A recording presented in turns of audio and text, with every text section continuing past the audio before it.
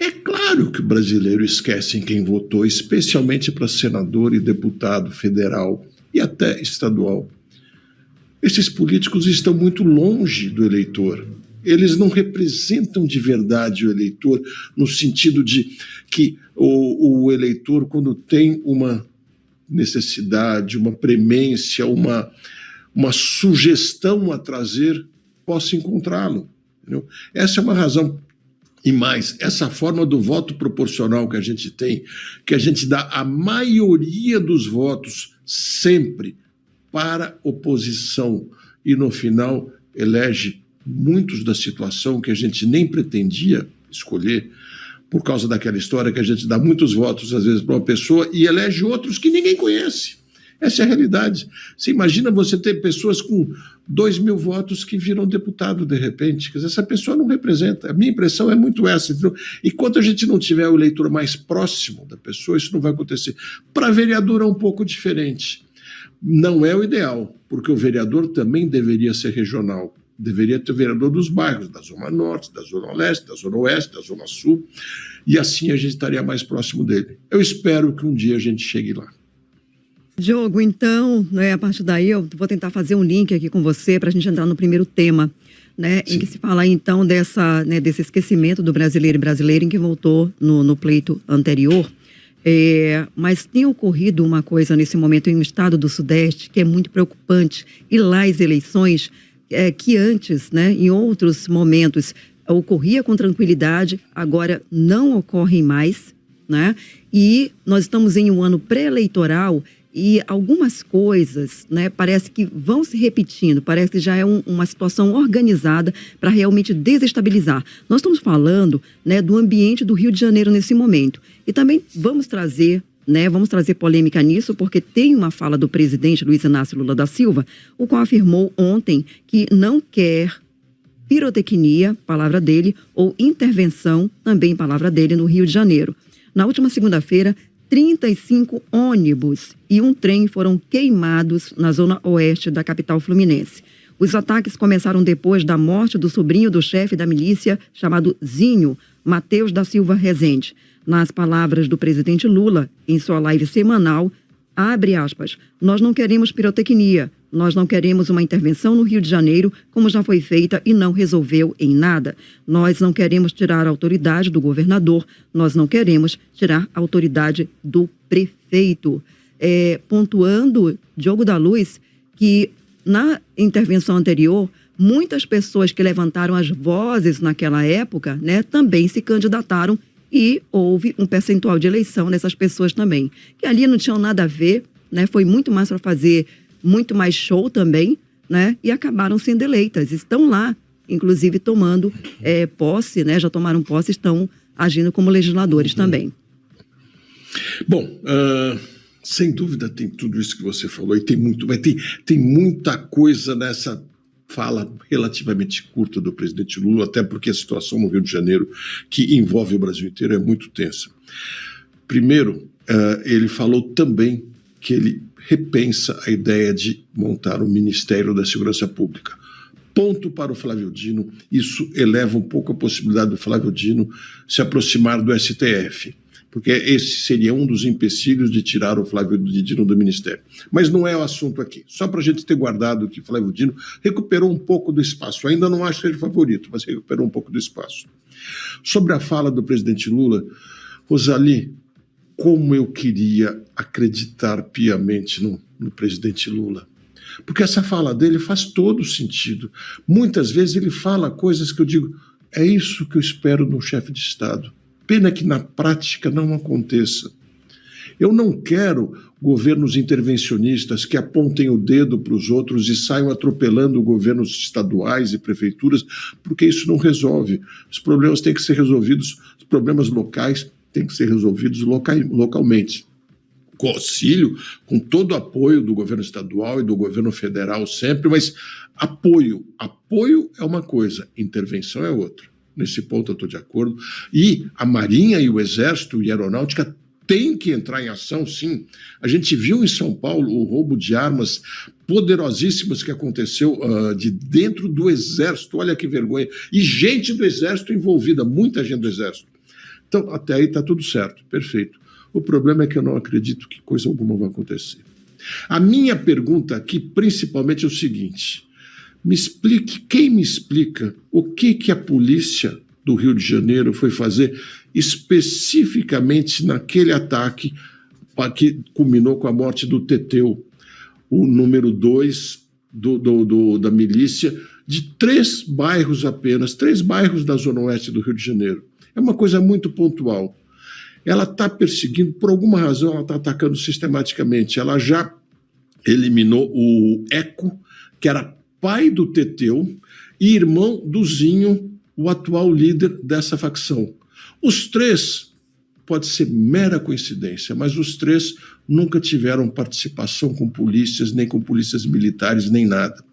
Uma coisa típica das milícias, a única coisa que as difere do narcotráfico ou do tráfico do PCC ou do que for, é que elas têm, normalmente, origem, início em gente ligada às polícias. É bandido igualzinho, não muda nada. Apenas eles tiveram patente em algum momento ou têm patente ainda. Aí me pergunto, a Polícia Civil do Rio de Janeiro, a Polícia do Rio de Janeiro está realmente trabalhando para desbaratar o crime do Rio de Janeiro todo, fazendo esses ataques pontuais? Vai lá, acerta um, vai lá, acerta outro, e diz que o Zinho é um dos maiores perseguidos agora do Rio de Janeiro, porque ele é o todo-poderoso. Vai dizer para mim que o todo-poderoso do Rio de Janeiro é alguém que controla 3 bairros, que tenha 200, 300 mil pessoas, que seja, que é um absurdo ele controlar, mas esse cara não é um cara que manda no PCC. Dentro das cadeias do Rio de Janeiro, que saem as ordens para muitos dos crimes, não vejo o que estejam fazendo de verdade. Para mim, esse cheiro não é nada bom, infelizmente. Falei ontem aqui, me desculpe insistir no tema, mas ele é muito sério. Ele envolve todos nós, ele contaminou o Brasil inteiro. Ele está no Maranhão, ele está no Amazonas, ele está no centro de Manaus, ele está em Brasília, está no Rio Grande do Norte, está até em Goiás, que parece ser um estado mais pacato, mas também já está lá. Está no Brasil inteiro, mais em alguns lugares. Mas o que acontece no Rio de Janeiro hoje é o que acontece no Brasil amanhã, infelizmente. Desculpe meu desabafo, mas isso é uma coisa muito séria para nós, eu tenho dito com frequência. O narcotráfico e as milícias já superaram praticamente a máfia italiana, né? Se a gente for fazer uma comparação aí, Diogo, porque o modus operandi aqui é muito, muito pior, provavelmente, do que era lá feito na Itália. Então, é sim um assunto que tem que ser levantado e discutido, sim, para a sociedade ter uma noção do que acontece ali diariamente, né?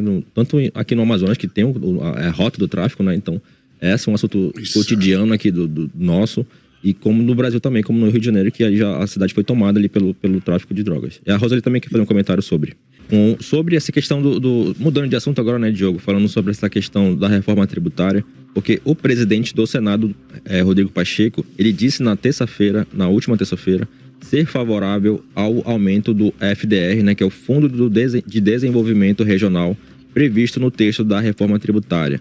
A mudança, ela já recebeu o aval do Ministério da Fazenda e deve ser inserida no relatório do senador Eduardo Braga, que é o relator da reforma tributária no Senado. E a expectativa é que o parecer seja apresentado ainda hoje. E aí, Diogo, qual a posição sobre esse assunto? Com todo respeito pelo trabalho do senador Eduardo Braga e da fala até do presidente do Senado, Rodrigo Pacheco, estou começando a ter frio na espinha de pensar nessa reforma tributária. Eu insisto, ela, na minha opinião, será melhor que o sistema atual. O sistema atual é péssimo. E nós vamos ter um modelo razoável. É um avanço, de péssimo para razoável é um avanço. Mas a gente deixa a oportunidade de fazer uma coisa muito melhor. Veja, por exemplo, mais um trecho que vai ficar travado, o Fundo de Desenvolvimento Regional, que parece muito bonito, e em princípio é mesmo, que vamos garantir a centralização dos recursos para depois distribuir regionalmente. E eu sempre insisto, por que já não deixa o recurso na região? Por que traz para Brasília para depois distribuir? Qualquer um sabe que todo andar do dinheiro público, que não é público, que é nosso, né, de todos nós, tem ralos no caminho, então ele vai se perdendo e quando volta em quantidade menor. Eu quero voltar um pouco na história para a gente entender aí, porque a gente pode dizer, não, mas especialmente os estados do norte precisam de recursos gerais de todo o Brasil. Precisam por quê? Porque não deixam os estados do norte, por exemplo, crescerem à vontade. Vamos falar do Amazonas. Quem conhece o Teatro de Manaus? Foi feito em 1864, se não me engano, não é que ele foi inaugurado, eu não tenho a data exata, mas eu sei que foi 1800 e qualquer coisa, o Lucas de repente pode nos ajudar a cravar a data aí daqui a pouco, mas no auge da época da borracha, descobriram uma fortuna que havia na Amazônia. E na época, nós tínhamos o Império Britânico que durou 400 anos. O auge do Império Britânico foi de 1815 a 1914. Esse foi o auge dele. Foi justamente no momento da descoberta da borracha. E dizem que o problema da extração afastada dos seringais, que era muito distante, um sistema extrativista e não organizado de propriedades, acabou inviabilizando em muitas doenças também, e com isso a borracha foi parar no Ceilão e Singapura, que enriqueceram barbaramente. Não. Agora eu vou arrumar encrenca com os historiadores. É história mal contada. A realidade é que os grandes investidores do mundo eram os ingleses, porque era um império inglês de 400 anos e estava no seu auge. E eles não conseguiam, não tinham direito a possuir terras no Brasil para fazer suas plantações. Então, eles pegaram as sementes e mudam, ou melhor, as mudas de seringueiras e foram plantar aonde era possível estabelecer propriedades organizadas de produção. Nós ficamos chupando o dedo com uma fortuna que era nossa. É só por isso que é só olhar o Teatro de Manaus e ver a riqueza que havia aí. Não precisa querer recontar a história nada. O teatro por si, ele fala muito, gente. É uma coisa maravilhosa. Pode estar um pouco mais, um pouco menos decadente, embora tenha sido muito bem recuperado, mas podemos discutir isso. Mas dá para ver a riqueza que havia na época, no meio da mata amazônica. Por que não permitiram estrangeiros adquirir terras e plantar e produzir a borracha aqui, gerando riqueza para os nossos povos? Imagina diversas pequenas fazendas respeitando uma área de 80% de preservação da Amazônia, mas apenas que fosse 5% da Amazônia com boas plantações de seringais. Ah, mas as doenças eram... Como assim? Você vai me dizer que aonde a planta nasce naturalmente, sem nenhuma interferência do homem, que ali ela sofre mais doenças que em outros lugares? Não, para cima de mim essa história não cola, não. O que é tanta interferência da corte e depois também do Rio de Janeiro e hoje de Brasília, e falo não contra os brasilienses, mas contra o poder do Planalto Central, que a gente fica de mãos atadas e precisa depois dos fundos de desenvolvimento regional. Olha, Manaus, o Amazonas é um exemplo típico de riqueza abundante que não pode ser explorada e muita gente acaba vivendo na miséria. É isso que precisava mudar de verdade no Brasil. Hoje eu estou um pouco indignado, me desculpem. Compreensível. A gente ainda continua no Senado, Diogo, porque o Senado Federal aprovou ontem a Lei Orgânica Nacional das Polícias Civis, com o objetivo de servir como base para as leis dos estados e do Distrito Federal sobre funcionamento da categoria. O texto segue para a sanção presidencial. O projeto contém 50 artigos e estabelece diretrizes como aposentadoria integral para a categoria, regras sobre organização e competências da Polícia Civil. A proposta também fixa a estrutura básica da corporação. Entre os órgãos fiscados pelo texto estão o de delegado ou de delegacia geral, corregedoria geral, escola superior e conselho superior. Sua análise, então, sobre a Lei Orgânica Nacional das Polícias Civis. Eu acho que eu vou tomar um Rivotril daqui a pouco, porque me parece que hoje eles pautaram os temas a partir de Brasília para nos deixar irritados, especialmente aqui na Rádio Rio. A culpa é dos produtores do Jornal da não. Tá certo, tem que trazer os temas importantes, sem dúvida, a gente tem que discutir isso. Mas, de novo, o que estão fazendo?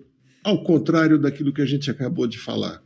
Brasília decidindo que a lei, é lei orgânica que chama, né, da Polícia Civil, que existe no Amapá, que existe no Acre, que existe em São Paulo, que existe na maioria dos estados brasileiros, não é exatamente equivale, porque tem que ser uma lei nacional das polícias civis estaduais. Em primeiro lugar, olha, com todo respeito aos policiais, que eu tenho muito pela Polícia Civil, que acho que é muito deixada de lado em todo o Brasil. Eu estou mais preocupado com a segurança das pessoas, antes de mais nada. Para depois pensar na questão da aposentadoria dos policiais. O que precisa é respeitar a autonomia dos estados. Por que que a lei, lei orgânica das polícias civis criadas no Acre tem que valer menos, que a polícia é do Acre, tem que valer menos do que a regra decidida por Brasília? Qual é a lógica, gente? Qual é a lógica disso? Nós temos que ter uma unidade nacional. Nós não temos uma unidade nacional nesse sentido. Nós temos particularidades regionais e elas têm que existir, fazem parte. Não dá para comparar Santa Isabel do Rio Negro com Camboriú. São coisas completas. Camboriú em Santa Catarina, que é no litoral, são coisas muito diferentes. Camboriú, eles estão discutindo prédios de 50, 60 andares. Não é essa a questão de Santa Isabel do Rio Negro. E nem trânsito nós vamos discutir em Santa Isabel do Rio Negro, porque lá não tem sinais de trânsito. Essa é a diferença do Brasil. Então eu quero mais regionalismo, mais liberdade regional.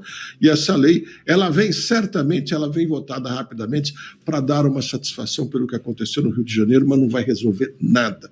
Não é isso que vai resolver. É autonomia e apoio, isso sim que a gente precisa.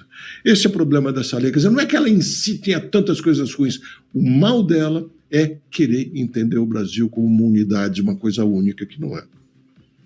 Obrigado, Diogo. A gente agora continua falando sobre o Senado, mas agora sobre a lei de cotas, porque o Senado aprovou na terça-feira, de forma simbólica, o projeto de lei que reformula a lei de cotas para tornar permanente a reserva de vagas nas universidades e instituições públicas federais para estudantes pretos, pardos, indígenas e para pessoas com deficiência. A proposta ela já havia sido aprovada na Câmara dos Deputados em agosto e não passou por alterações no Senado. Agora, o texto segue para a sanção presidencial. E aí, Diogo, qual a sua análise? Agora eu vou, de fato, tomar o meu Rivotril. Peraí, eu não tomo remédios calmantes, nada disso, até porque eu acho que eu sou uma pessoa relativamente calma, tranquila, eu encaro as coisas, eu fico indignado muitas vezes, mas eu sempre aceito ir pelo debate, mesmo quando eu sou ofendido, eu sempre Por aceito isso que você é o debate. nosso comentarista político aqui do Jornal da Rios, né? Porque tem equilíbrio. Né? Isso Muito muito obrigado. Importante, muito importante. Olha, ouvir isso de você é uma enorme honra, Rosalie. Mas, de novo, essa história das cotas, ela tem todo um apelo, tem todo um lado de sentido, mas eu quero dar um exemplo para vocês. Eu conheço desde jovem um dos homens mais ricos do Brasil, quiçá do mundo. Ele já foi presidente do conselho do maior banco do Brasil na época que ele foi presidente do conselho desse banco. Ele tem esse problema desde os 12 anos de idade. Vive em cadeira de rodas, já tem 64 anos. Inteligentíssimo, não vou nominar porque isso não é importante aqui. Inteligentíssimo, capaz. Por que uma pessoa dessas precisa de cota? O que ele precisa de cota? Eu acho a gente se sensibiliza com o caso dele e se sensibiliza muito mais com a força de vontade, disposição para o trabalho que ele tem, que não precisaria, um dos homens mais ricos do mundo, que segue trabalhando firme, ótimo, mas por que ele precisa de uma cota? Quando você estabelece uma cota para classificações de pessoas como deficiência, cor de pele, o fato de morar num quilombo ou não, de ter alguma origem no quilombo, você está definindo não forçosamente aquilo que seja necessário. Se fosse para falar em cotas por necessidade financeira, eu acho que a discussão seria até mais plausível, mas por cor de pele, por deficiência, claro que a deficiência é uma limitação, mas muitos conseguem superar e não precisam do auxílio do governo para isso. Esse é o ponto importante. E eu acho que a melhor cota que a gente poderia fazer para tirar as pessoas da miséria, da pobreza é, número 1, dar um ensino básico de verdade, que é português e aritmética. As 4 operações. 90% dos brasileiros não faz bem as 4 operações. 90% dos brasileiros. Desce essas 2 matérias básicas, em seguida, ensino técnico para as pessoas.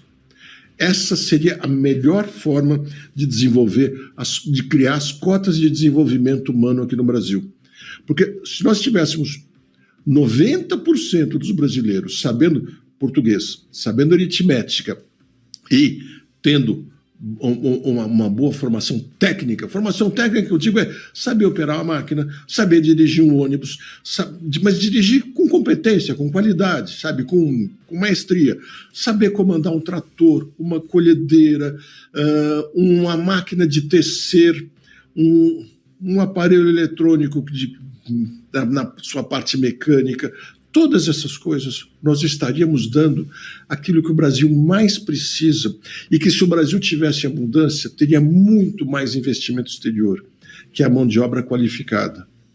Ela não custa tão caro, não precisa chegar na universidade para que a pessoa possa crescer na vida. Nós temos que lembrar que nós temos uma base de pobreza muito grande no Brasil.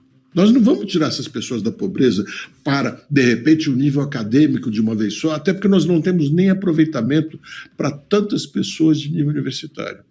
Essa, para mim, seria a melhor e mais barata das cotas. E eu, fosse prefeito, não esperaria governo nenhum fazer alguma coisa.